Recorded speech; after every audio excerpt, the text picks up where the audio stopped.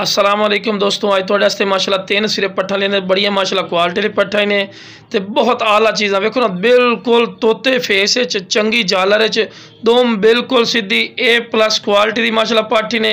उम्र सिर्फ 12 महीने। कोई गलत बयान नहीं करनी, जितनी उम्र की चीज़ होनी है उतनी ही एज तुहानूं दसनी है, गलत बयान नहीं करनी। बिल्कुल वाइट अख दे विच तोता फेस, चंगी जालर, लंबे कन और माशाल्लाह क्वालिटी A+ क्वालिटी दी माशाल्लाह चीज़ ने।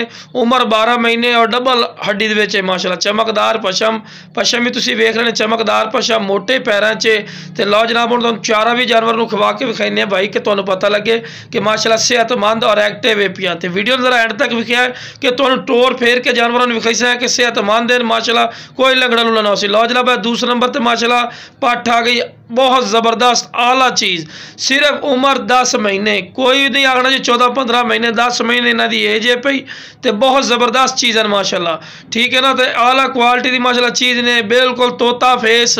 एक होंदा ना जी एवं आम चीज़ नूं तोता फेस बना दे। लो जनाब, तुहानूं क्लोज करके होई ना कि बिल्कुल तोता फेस, वाइट गदरी अख च, पिछे नाल बैठ में सिंग, निके निके सिंग।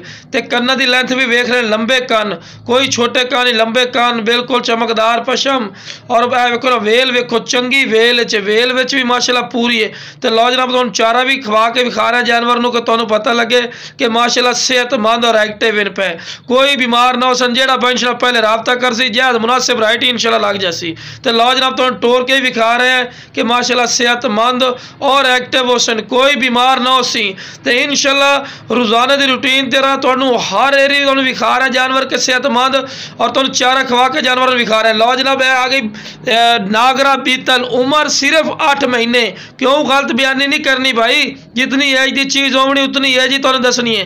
वेखो ना जी, लंबे कन, बिल्कुल तोता फेस, चंगी वेल, दुम बिल्कुल सीधी, पैर बराबर दे और वेल अच्छी पूरी माशाल्लाह, सेहतमंद चीज़ की निशानी होंगी जनाब। तो लो जनाब, तुहानूं क्लोज करके विखा रहे हैं कि बिल्कुल बैठ में सिंग, लंबे कन, वेखो ना जी, बहुत ज़बरदस्त चीज़ है भाई। कन्न की लेंथ भी चंगी और चमकदार पशम। वेखो ना वेल अच्छी A+ क्वालिटी। सिर्फ एज की नहीं दस रहे, 8 महीने। क्यों गलत बयानी नहीं करनी, जितनी एज की चीज़ होनी उतनी एज ही तुहानूं दसनी है।